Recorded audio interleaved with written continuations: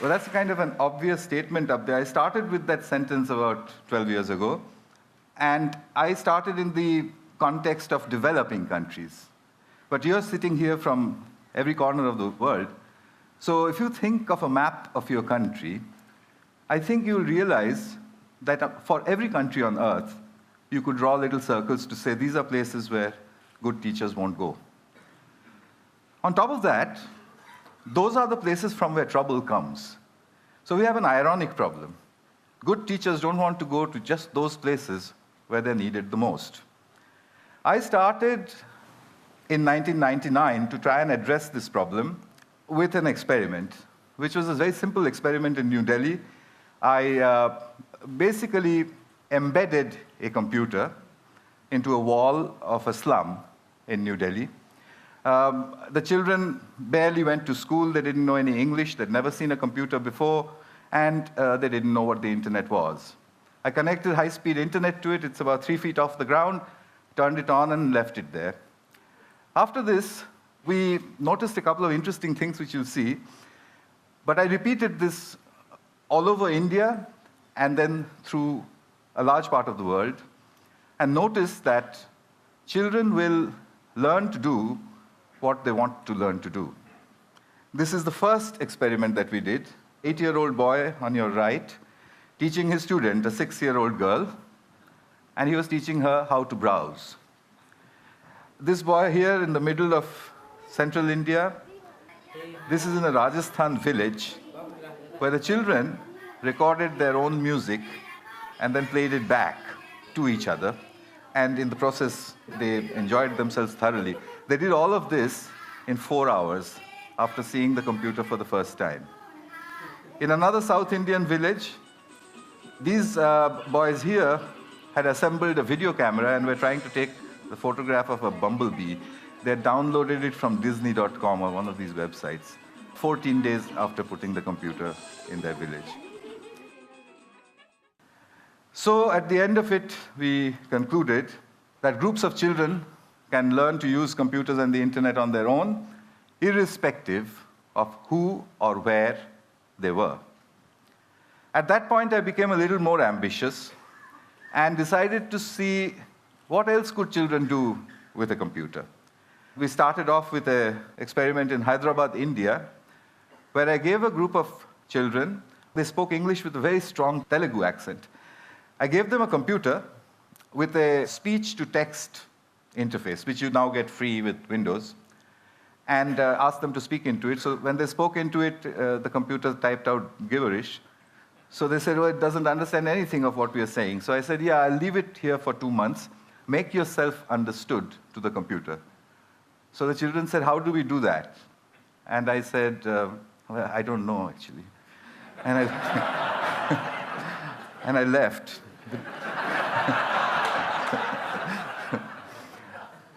2 months later, and this is now documented in the Information Technology for International Development Journal, their accents had changed and were remarkably close to the neutral British accent in which I had trained the speech-to-text synthesizer. In other words, they were all speaking like James Tooley. So you can, they could do that on their own. After that, I started to experiment with various other things that they might learn to do on their own. I got an interesting phone call once from Colombo, from the late Arthur C. Clarke, who said, I want to see what's going on. And he couldn't travel, so I went over there. He said 2 interesting things.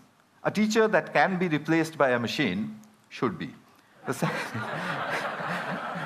The second thing he said was that if children have interest, then education happens. And I was doing that in the field, so every time I would watch it and think of him. Possible, and they can undoubtedly help people because the children very quickly learn to navigate the web and find things which interest them. And when you've got interest, then you have education. I took the experiment to South Africa. This is a 15-year-old boy.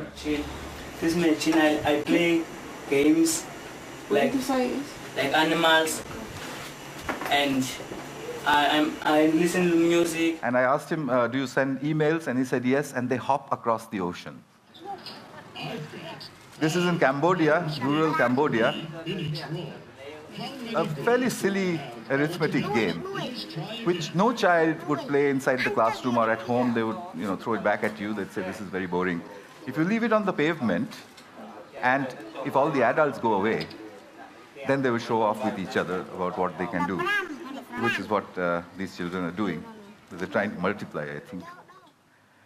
And all over India, at the end of about 2 years, children were beginning to Google their homework. As a result, the teachers reported tremendous improvements in their English.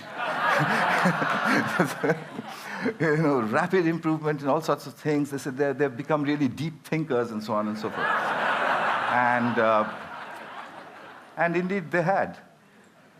I mean, if there's stuff on Google, why would you need to stuff it into your head?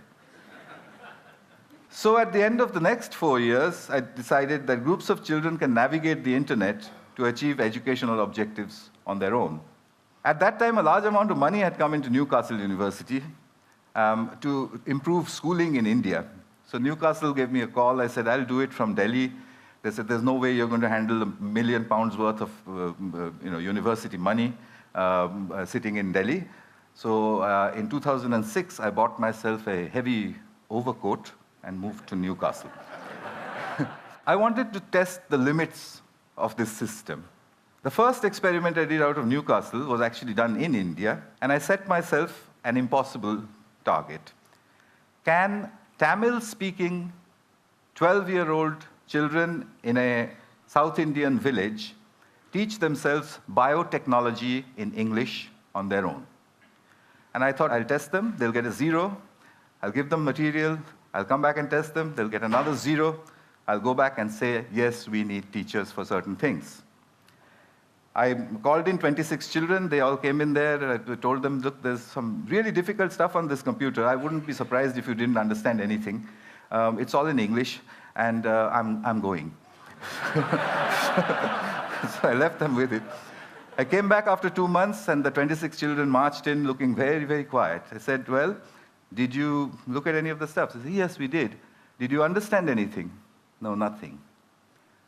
So I said, well, how long did you practice on it before you decided that you understood nothing? They said, we look at it every day.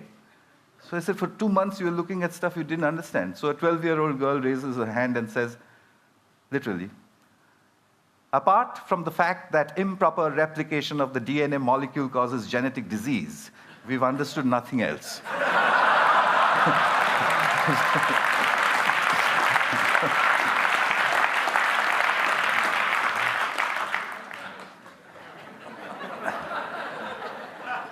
Took me 3 years to publish that. It's just been published in the British Journal of Educational Technology.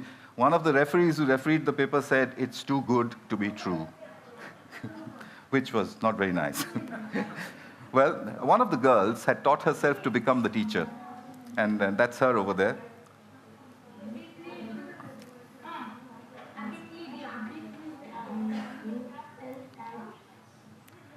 Remember, they don't study English. Where is it? Where is it? Neuron?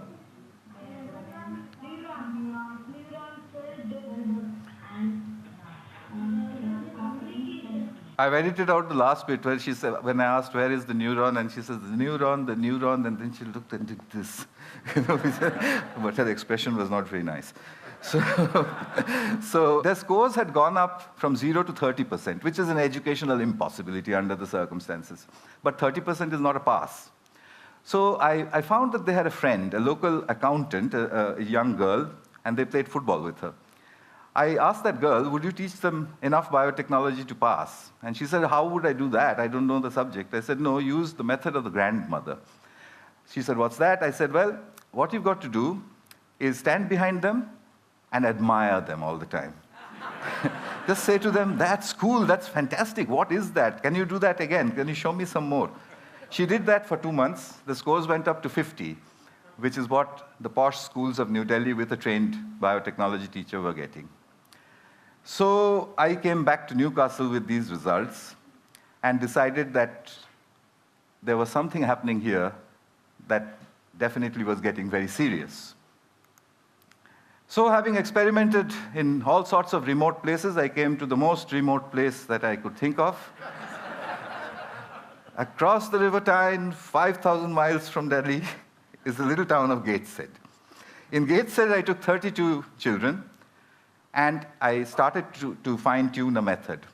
I made them into groups of 4. I said, you make your own groups of 4. Each group of 4 can use 1 computer and not 4 computers. Remember, from the hole in the wall. You can exchange groups. You can walk across to another group if you don't like your group, etc. You can go to another group, peer over their shoulders, see what they're doing, come back to your own group, and claim it as your own work. And I explained to them that a lot of scientific research is done using that method.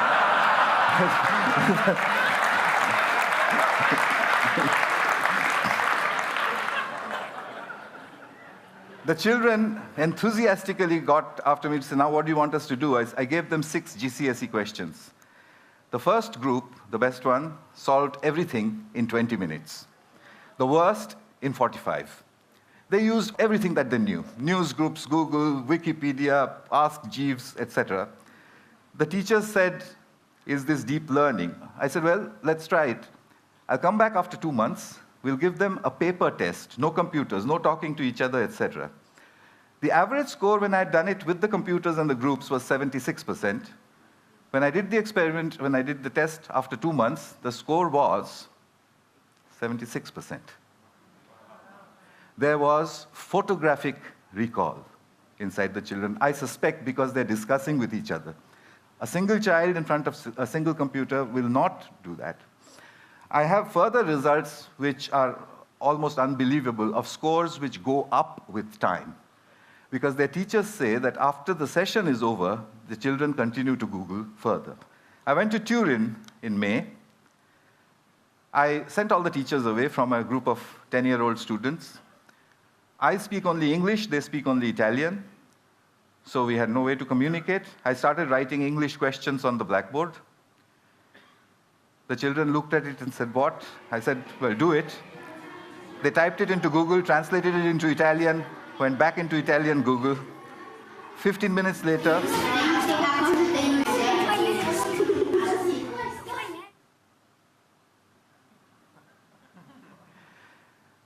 next question, where is Calcutta? This one they took only 10 minutes.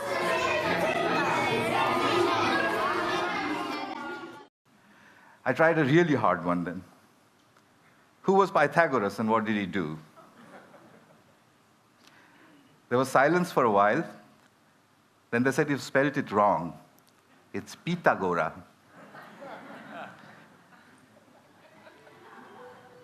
And then, in 20 minutes, the right-angle triangles began to appear on the screens. It just sent shivers up my spine. These are 10-year-olds.